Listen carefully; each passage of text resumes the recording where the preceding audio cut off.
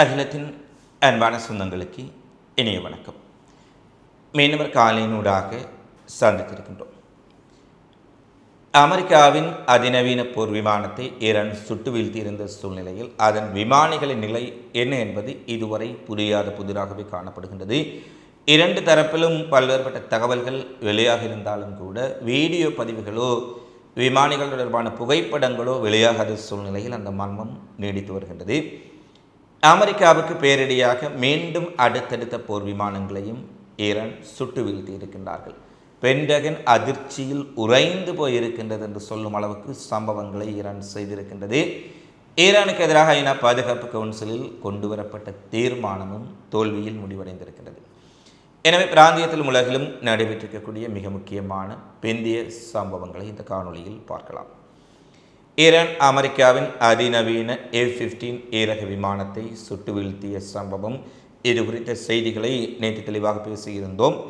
இந்த போர் விமானத்தை தேடும் பணியில் அமெரிக்காவினுடைய அதிநவீன உளவு விமானங்கள், போர் விமானங்கள், தாக்குதல் ஹெலிகாப்டர்கள், மீட்பு விமானங்கள் தொடர்ச்சியாக ஈரான் முழுவதும் மிகப்பெரிய அளவில் தேடுதல் நடவடிக்கையை மேற்கொண்டிருந்தார்கள் என்ற விடயத்தை நாங்கள் தெரிவித்திருந்தோம். இந்த சூழலில் இந்த தேடுதலில் ஒரு விமானியை தாங்கள் கண்டுபிடித்து விட்டோம், அவரை பாதுகாப்பாக அழைத்து சென்று விட்டோம் என்று அமெரிக்கா ஒரு அறிவிப்பை வெளியிட்டிருந்தாலும் கூட அது தொடர்பான வீடியோ பதிவுகளோ புகைப்பட ஆதாரங்களோ வெளியில் வராமை இது குறித்த சந்தேகங்களை ஏற்படுத்தி இருக்கின்றது. ஏனெனில் இந்த இக்கட்டான நேரத்தில் அமெரிக்கா அந்த விமானப்படை வீரரை, விமானியை உண்மையிலேயே காப்பாற்றியிருந்தால் அல்லது கண்டுபிடித்திருந்தால் அவர்கள் அது தொடர்பான வீடியோ பதிவுகளை உடனடியாக வெளியிட்டிருப்பார்கள். எனவே ஒரு விமானியை தாங்கள் கைப்பற்றி விட்டோம் அல்லது கண்டுபிடித்து விட்டோம் என்று அமெரிக்காவின் உடைய செய்திகள் தெரிவிக்கின்றனவே தவிர இது உறுதிப்படுத்தப்படவில்லை. அதேபோல இன்னொரு விமானியை தேடும் பணியில் தாங்கள் மிக தீவிரமாக ஈடுபட்டிருப்பதாக அமெரிக்காவினுடைய பென்டகன் அறிவித்திருக்கின்றார்கள். அதேபோல் ஈரானும் தங்களுடைய பங்கிற்காக, ஏனெனில் அது உள்ளூர் பிரதேசத்தில் வீழ்த்தப்பட்டிருப்பதால் ஈரான் மக்களுக்கு ஒரு அறிவிப்பை வெளியிட்டிருக்கின்றார்கள். அமெரிக்க போர் விமானியை பிடிக்க இராணுவத்திற்கு உதவுவர்களுக்கு $76,000 வரை வெகுமதி வழங்கப்படும் என்ற ஒரு அறிவிப்பு வெளியாக இருக்கின்றது. ஏறக்குறைய 5 வாரங்களுக்கு முன்பு ஆரம்பித்த இந்த போரில் இது ஒரு மிகப்பெரிய திருப்பமாக பார்க்கப்படுகின்றது. எனவே இந்த $76,000 உடனடியாக சன்மானம் வழங்கப்படும் என்பதால் IRGC இராணுவம், அங்கு இருக்கக்கூடிய உள்ளூர் இராணுவத்தினர், உள்ளூர் போராளி குழுக்கள், ஈரான் ஆதரவு பெற்ற பழங்குடியின மக்கள் என்பவர்களுடன் சேர்ந்து பொதுமக்களும் மிகப்பெரிய அளவில் அந்த விமானியை தேடும் பணியில் ஈடுபட்டிருக்கின்றார்கள் என்ற செய்தி தற்போது வெளியாக இருக்கின்றது. எனவே அந்த விமானி ஒருவேளை ஈரானின் கைகளில் சிக்கிவிட்டால் இது அமெரிக்காவுக்கு பேரிடியாக அமையும் என்பதுதான் பலரின் கருத்தாக இருக்கிறது. எனவே ஒரு விமானி கண்டுபிடிக்கப்பட்டார் என்ற அமெரிக்காவினுடைய கூற்றுக்களும் உறுதிப்படுத்தப்பட்ட ஆதாரங்கள் இல்லாமல் கேள்விக்குறியுடனேயே இருக்கின்றது என்பதையும் பார்க்கக்கூடியதாக இருக்கின்றது. இந்த நிலையில் இந்த விமானம் சுட்டு வீழ்த்தப்பட்ட சம்பவத்தின் அதிர்ச்சிக்குள் அமெரிக்கா மீள்வதற்குள் அடுத்தடுத்து அமெரிக்காவின் முகத்தில் ஓங்கி அறைந்திருக்கின்றது ஈரான் என்றுதான் சொல்ல வேண்டும். இந்த மீட்பு பணியில் ஈடுபட்ட 2 அதிநவீன ஹெலிகாப்டர்களையும் ஈரான் சுட்டு வீழ்த்தி இருக்கின்றார்கள். வழக்கம் போல இந்த ஹெலிகாப்டர்கள் தொழில்நுட்ப கோளாறு அல்லது விபத்தில் சிக்கி இருக்கின்றன, அவசரமாக தங்களுடைய நட்பு நாடொன்றில் தரையிறக்கப்பட்டுள்ளது என்றெல்லாம் அமெரிக்க இராணுவம் பல கதைகளை கூறினாலும் ஈரான் நடத்திய தாக்குதலில் 2 ஹெலிகாப்டர்களும் சுட்டு வீழ்த்தி இருக்கப்பட்டிருக்கின்றது என்பதுதான் தற்போது அங்கிருக்கக்கூடிய உண்மை தகவல் என்பதை பல ஊடகங்கள் வெளியிட்டிருக்கின்றார்கள். அது மட்டுமல்ல, அமெரிக்காவின் அதிநவீனமான A-10 போர் விமானம் ஒன்றும் மீட்பு நடவடிக்கையில் ஈடுபட்ட போது ஈரானால் சுட்டு வீழ்த்தப்பட்டுள்ளமை உறுதிப்படுத்தப்பட்டிருக்கின்றது. அதாவது கடந்த 24 மணி நேரத்தில் அமெரிக்காவின் 2 போர் விமானங்களையும் 2 ஹெலிகாப்டர்களையும் ஈரான் சுட்டு வீழ்த்தி இருக்கின்றார்கள். அதற்கு மேலதிகமாக அமெரிக்காவின் அதிநவீன MQ-1 ரக ஆளில்லா உளவு விமானத்தையும் MQ-9 ட்ரீப்பர் ஒன்றையும் சுட்டு வீழ்த்தி இருக்கின்றார்கள். ஏறக்குறைய 6 விண்கலங்கள் ஈரானால் ஒரே நாளில் 24 மணி நேரத்தில் சுக்குநூறாக்கப்பட்டிருக்கின்றன. 2 போர் விமானங்கள், 2 ஹெலிகாப்டர்கள், அதிநவீனமான 2 ட்ரோன்கள் உள்ளடங்களாக 6 விண்கலங்களை இழந்து அமெரிக்க விமானப்படை இதுவரை இல்லாத அளவுக்கு ஒரு பேரழிவை சந்தித்திருக்கின்றார்கள். ஏனென்றால் அமெரிக்க விமானங்களை சுட்டு வீழ்த்த முடியாது, ட்ராடர்களில் சிக்காது, ஈரான் வான்பரப்பு முழுவதும் எங்களுடைய கட்டுப்பாட்டில் இருக்கின்றது, எங்கு வேண்டுமானாலும் சென்று தாக்குதல் நடத்துவோம் என அமெரிக்க ட்ரம்பும் பீட்டர் கெக்ஸாத்தும் மார்க்கோ ரூபியோவும் கணத்துக்கு கணம் பெருமை பேசி வந்தார்கள். மிகப்பெரிய பில்டப், எங்கள் விமானங்களை எவரும் நெருங்கக்கூட முடியாது என்றார்கள். இந்த ஈரான் சுட்டு பொசுக்கி இருக்கின்றார்கள். இது அமெரிக்கா முழுவதும் அதிர்ச்சி ஏற்படுத்தியிருப்பதுடன் டொனால்ட் ட்ரம்புக்கு இது ஒரு மிகப்பெரிய பின்னடைவை ஏற்படுத்தும் என்பதையும் பலர் தெரிவித்திருக்கின்றார்கள். ஈரான் இஸ்பகான் மாகாண வான்பரப்பில் ஊடுருவிய அமெரிக்காவின் அதிநவீன MQ-1 ரக ஆளில்லா உளவு விமானத்தையும் MQ-9 ட்ரீப்பர்களையும் ஈரான் சுட்டு வீழ்த்தி இருப்பதை தற்போது சுயாதீன ஊடகங்களும் உறுதிப்படுத்தி இருக்கின்றார்கள். எனவே அமெரிக்க விமானப்படைக்கு இது ஒரு பிளாக் டே என்று சொல்லும் அளவுக்கு அதிரடிகளை ஈரான் நகர்த்தி இருக்கின்றார்கள். ஈரான் இதுவரை பயன்படுத்தாத ஒரு வான் பாதுகாப்பு சாதனங்களை தற்போது கையில் எடுத்திருக்கின்றார்கள். இது அமெரிக்காவினுடைய விமானங்களுக்கு ஆபத்தை ஏற்படுத்தப் போகின்றது என்று வால் ஸ்ட்ரீட் ஜேர்னல் ஒரு அதிரடியான செய்தியையும் வெளியிட்டிருக்கின்றார்கள். ஏற்கனவே குறிப்பிட்டிருந்தோம், அமெரிக்காவினுடைய கடற்படை அழைத்து விட்டோம், விமானப்படை அழைத்து விட்டோம், வான் பாதுகாப்பு சாதனங்களை அழித்து விட்டோம், ட்ரோன் படி அழித்து விட்டோம், அனைத்தையும் அழித்து விட்டோம் என்பதை எழுதி கொடுத்தால் சிறிய குழந்தைகள் பாடசாலையில் ஒப்புவிப்பார்களே, அதை போல தான் ட்ரம்ப் பேசினாலும் சரி, பீட்டர் கெக்ஸாத் பேசினாலும் சரி, மார்க்கோ ரூபியோ பேசினாலும் சரி, எழுதி கொடுத்ததை ஒப்புவிப்பதைப் போல இதை மரணம் செய்திருக்கின்றார்கள் போல தொடர்ச்சியாக கூறுவார்கள். அப்படி கூறிக்கொண்டிருந்தவர்கள் இந்த தடுமாறி போயிருக்கின்றார்கள். அமெரிக்க மக்கள் கேள்வி எழுப்புகின்றார்கள். ஊடகங்களின் கேள்விகளுக்கு பதில் சொல்ல முடியாமல் ட்ரம்பும் அவருடைய கூட்டாளிகளும் திணறி போயிருக்கும் சூழ்நிலையில் அமெரிக்கா இஸ்ரேல் மீதான தாக்குதலை ஈரான் தீவிரப்படுத்தி இருக்கின்றார்கள். இவர்களால் சமாளிக்க முடியவில்லை, ஏவுகணைகளை இடைமறிக்க முடியவில்லை. ஈரானுக்கு எவ்வளவு பெரிய இழப்புகளை ஏற்படுத்தினாலும் அவர்கள் மறுகணமே போர்க்களத்தில் வந்து எதிர்த்து நிற்கின்றார்கள். இந்த சூழ்நிலையில் அமெரிக்கா திணறி போயிருக்கின்றார்கள் என்பதுதான் 100% உண்மை. இதை உறுதிப்படுத்தும் விதமாக அமெரிக்கா மீண்டும் பாகிஸ்தானூடாக 48 மணி நேர போர் நிறுத்தத்தை கோரியிருக்கின்றார்கள். இதான் உடனடியாக அதை மறுத்துவிட்டார்கள். அமெரிக்க தலைமை, அமெரிக்க இராணுவம் இதுவரை இல்லாத அளவுக்கு ஒரு கீழ் நிலையை சந்தித்திருக்கின்றார்கள், வீழ்ச்சியை சந்தித்திருக்கின்றார்கள் என்பதைத்தான் அமெரிக்க ஊடகங்களை தற்போது வெளிப்படையாக பேச ஆரம்பித்திருக்கின்றார்கள். எந்த ஒரு நாட்டிலும் அமெரிக்கா 48 மணி நேர போர் நிறுத்தம் ஆவது தாருங்கள், அதாவது 2 நாட்களாவது எங்களுக்கு கொடுங்கள், தாக்குதலை சமாளிக்க முடியவில்லை, இழப்புகளை சீர் செய்ய முடியவில்லை.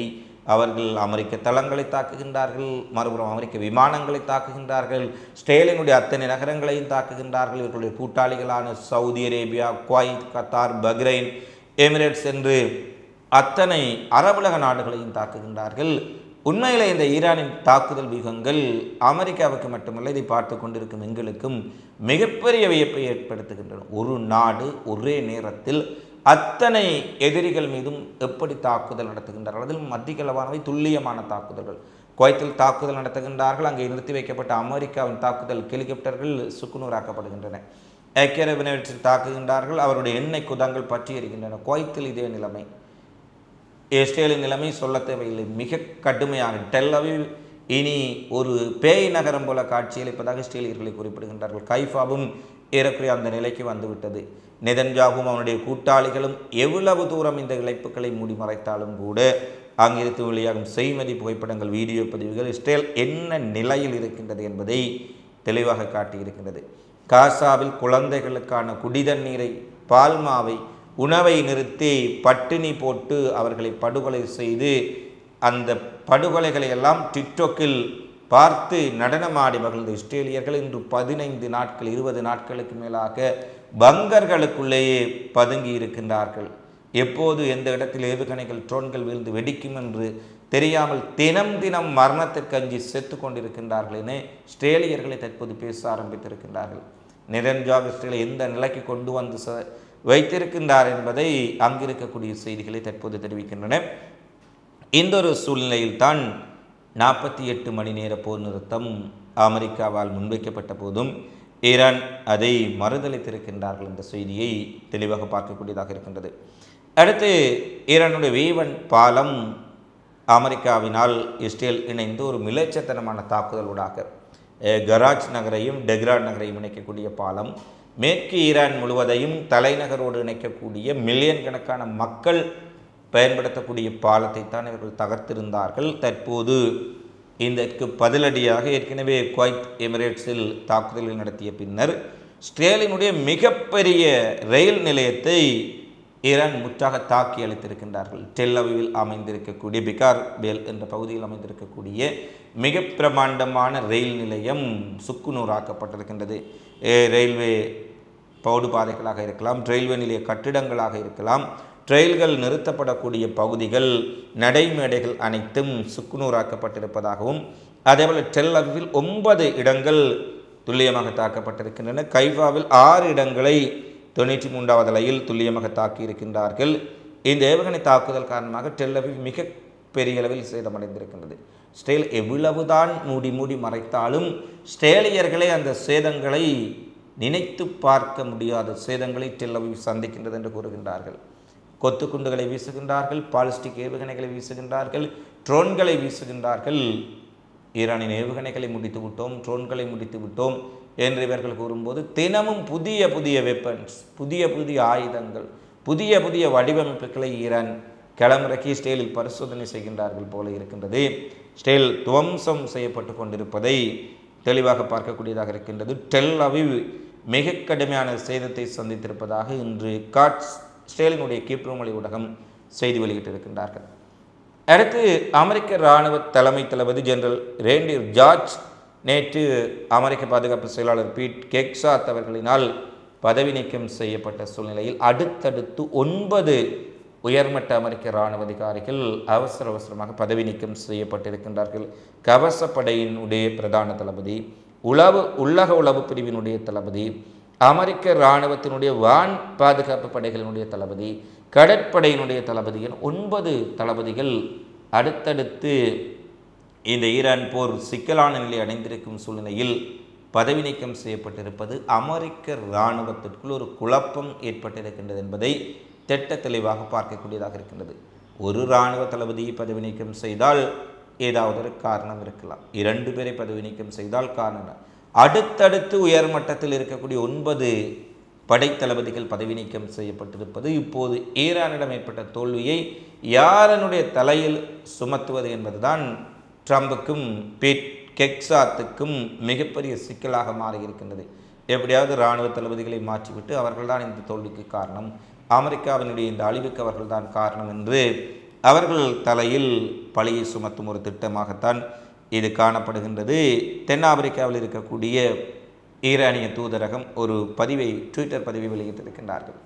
ஈரானில் ஆட்சி மாற்றம் ஏற்படுத்த போவதாக தாக்குதலை ஆரம்பித்தீர்கள், மிகப்பெரிய அளவில் பிரச்சாரப்படுத்தினீர்கள். ஆம், ஆட்சி மாற்றம் நடந்திருக்கின்றது, ஈரானில் அல்ல, அமெரிக்காவில் என்று அந்த பதவி நீக்கம் செய்யப்பட்ட அத்தனை இராணுவ தளபதிகளின் புகைப்படங்களையும் ட்விட்டர் பதிவாக விட்டு மாற்றம் அமெரிக்காவில் ஆட்சியில் நடந்து கொண்டுதான் இருக்கின்றது என்று எள்ளி நகையாடி இருக்கின்றது ஈரானினுடைய தூதரகம் என்ற செய்தியையும் பார்க்கக்கூடியதாக இருக்கின்றது.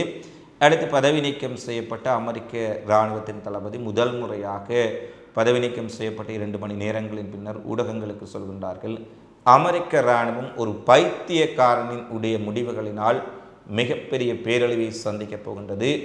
அமெரிக்காவின் மாபெரும் இராணுவ கட்டமைப்பு பைத்தியக்கார ஒருவரின் தலைமையின் கீழ் முற்றாக சீரழிவுக்குள்ளாக போகின்றது என்று அமெரிக்க இராணுவ தளபதி வெளிப்படையாக குறிப்பிட்டிருக்கின்றார். இந்த பைத்தியக்காரன் யார் என்பது உங்களுக்கு நன்றாகவே தெரியும்.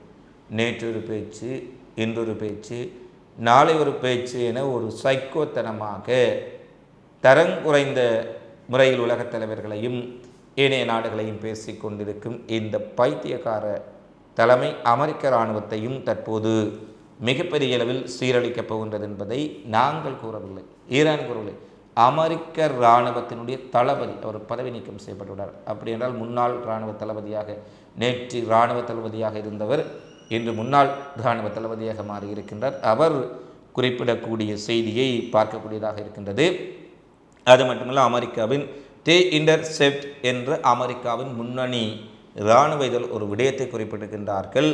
மத்திய கிழக்கில் ஈரானுக்கு எதிரான போரின் போது ஏற்பட்ட மனித உயிரிழப்புகளை இஸ்ரேலும் அமெரிக்காவும் மிகப்பெரிய அளவில் மறைத்து வருவதாகவும் இது மக்கள் மத்தியில் ஒரு நம்பகத்தன்மையை கேள்விக்குட்படுத்துகின்றது என்ற ஒரு வாதத்தை வைத்திருக்கின்றது. அதாவது இன்டர்செப்ட் என்று சொல்லக்கூடிய இராணுவ ஆய்வுகளை, பாதுகாப்பு நிலவரங்களை புலனாய்வு செய்து வெளியிடக்கூடிய ஒரு அமெரிக்காவினுடைய புலனாய்வு இதழ் மத்திய கிழக்கு போரில் இஸ்ரேல் அமெரிக்கா கூறும் இழப்புகள் முழுக்க முழுக்க பொய்யானவை. இதை நாங்கள் தொடர்ச்சியாக கூறி வருகின்றோம். இன்று கூட பென்டகன் ஒரு அறிவிப்பை வெளியிட்டிருக்கின்றார்கள்.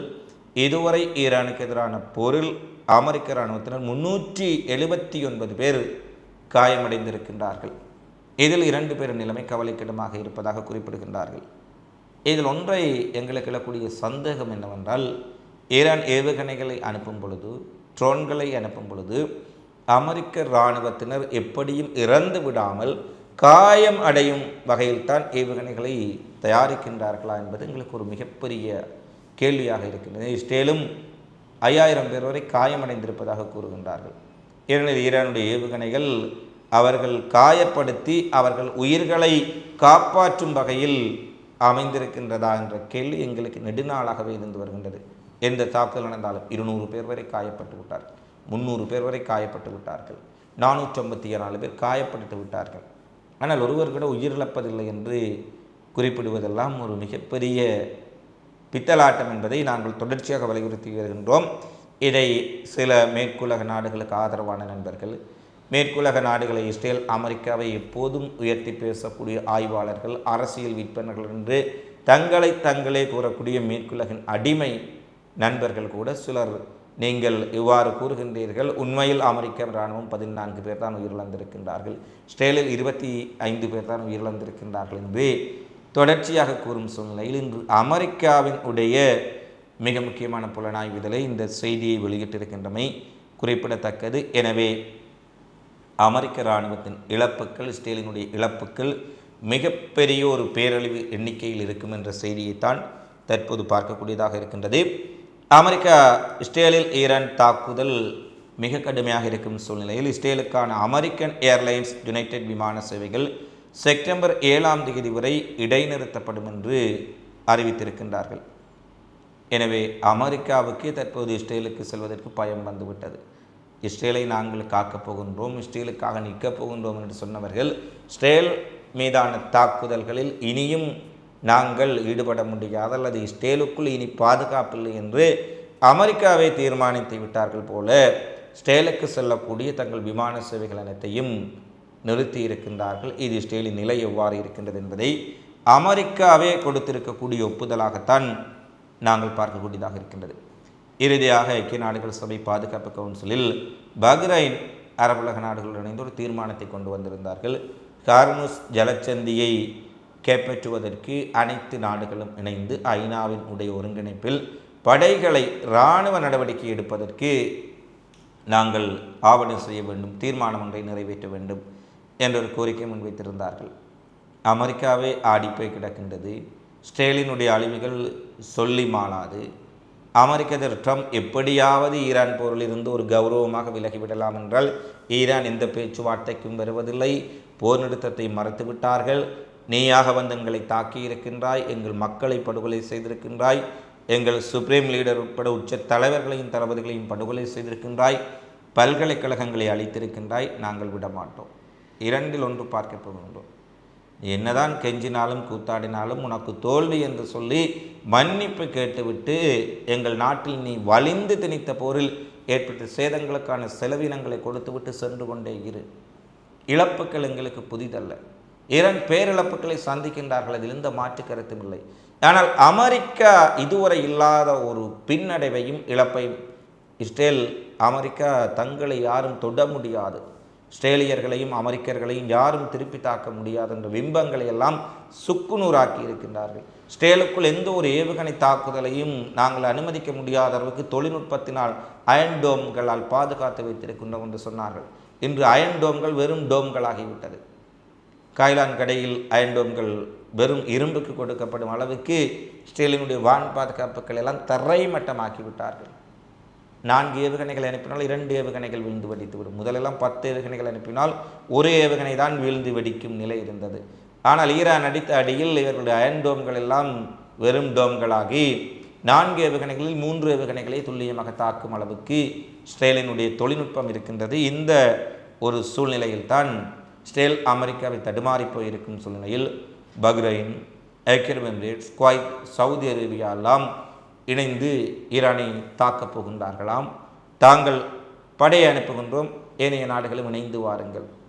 இதெல்லாம் கேட்பதற்கு மிகப்பெரிய ஒரு நகைச்சுவையான விடயமாகத்தான் இருக்கின்றது. ஏனெனில் ஈரான் செய்யும் சம்பவங்களை பார்க்கின்ற பொழுது இவர்கள் ஈரானுக்கு எதிரான தீர்மானம் ஒன்றை வலிந்து ஐநாவில் நிறைவேற்ற முயல்வது தங்கள் நாடுகளை தாங்களே சுடுகாடாக மாற்றுவதற்கான வழிமுறையா என்பதுதான் எங்களுக்கு ஒரு மிகப்பெரிய சந்தேகமாக இருக்கின்றது. ஏனெனில் எந்த ஒரு ஈரான் தாக்குதலையும் இவர்களால் தடுக்க முடியவில்லை. இவர்களுடைய எஜமான் அமெரிக்காவினாலேயே முடியவில்லை. இவர்கள் என்ன செய்வார்கள்? இருந்தாலும் பஹ்ரைன் ஒரு தீர்மானத்தை கொண்டு வந்தார்கள். ஆனால் ஐநா பாதுகாப்பு கவுன்சிலில் ஏற்கனவே 5 வீட்டோ அதிகாரம் உள்ள நாடுகள், 10 தற்காலிக உறுப்பினர்கள் என 15 உறுப்பினர்களை கொண்ட இந்த பாதுகாப்பு கவுன்சில் தீர்மானம் கொண்டு வரப்பட்ட போது ஐநா பாதுகாப்பு கவுன்சிலில் வீட்டோ அதிகாரம் உள்ள சீனாவும் ரஷ்யாவும் தங்கள் வீட்டோ அதிகாரத்தினூடாக இந்த தீர்மானத்தை தோற்கடித்திருக்கின்றார்கள். எனவே இராயதந்திர ரீதியிலும் ஈரானுக்கு எதிரான நாடுகளின் நகர்வுகள் தோல்வியில் முடிவடைந்திருக்கின்றது. அமெரிக்கா மிகப்பெரிய பேரழிவில் சிக்கியிருக்கின்றார்கள். எப்படியாவது இந்த போரை விட்டு வெளியேறிவிடுவோம், எங்களை விட்டால் போதும் என்று ட்ரம்ப் பல முயற்சிகளை வெளியே மிகப்பெரிய வீரனைப் போல பேசி ஈரானை அப்படி செய்வோம், இப்படி செய்வோம், அதை செய்வோம் என்று பில்டப்புகள் செய்தாலும் மறுபுறத்தில் தங்களுடைய வெளியுறவுத்துறை ஊடாகவும், விட்காஃப் ஊடாகவும், மார்க்கோ ரூபியோவிடவும் எப்படியாவது பேச்சுக்கு வாருங்கள், போர் நிறுத்தத்திற்கு வாருங்கள், பேசிக்கொள்ளுவோம் என்று கெஞ்சி கூத்தாடி கொண்டிருக்கின்றது என்பதுதான் தற்போது வெளியாக இருக்கக்கூடிய களத்தினுடைய உண்மையாக இருக்கின்றது. இந்த நிலையில் இராயதந்திர ரீதியிலும் ஈரானுக்கு எதிரான தீர்மான தோல்வி ஈரானை இன்னும் இராயதந்திர பாதையிலும் முன்னோக்கி கொண்டு வந்திருக்கின்றது.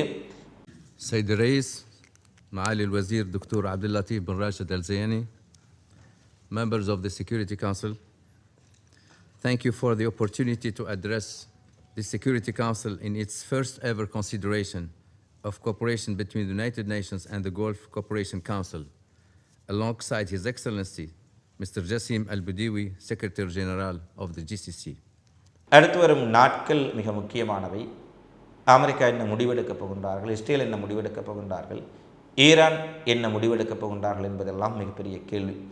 இந்த கேள்விகளுக்கான பதில்களை தொடர்ச்சியாக தேடுவோம்.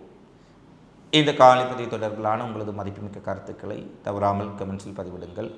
இதுபோன்ற செய்திகளையும் தகவல்களையும் உடனுக்குடன் அறிந்து கொள்ள அகிலம் சேனலை சப்ஸ்கிரைப் செய்து கொள்ளுங்கள். மத்திய கிழக்கு நாடுகளில் இருக்கக்கூடிய நண்பர்கள், உலகின் வேறு பகுதிகளில் இருக்கக்கூடிய நண்பர்கள், இதை பார்த்து கொண்டிருக்கும் சகோதர சகோதரிகள், இந்த போரின் காரணமாக உங்கள் நாடுகளிலும் பிரதேசங்களிலும் ஏற்பட்டிருக்கக்கூடிய பாதிப்புகளை தவறாமல் கமெண்ட்ஸில் பதிவிடுங்கள். மீண்டும் சந்திப்போம். நன்றி, வணக்கம்.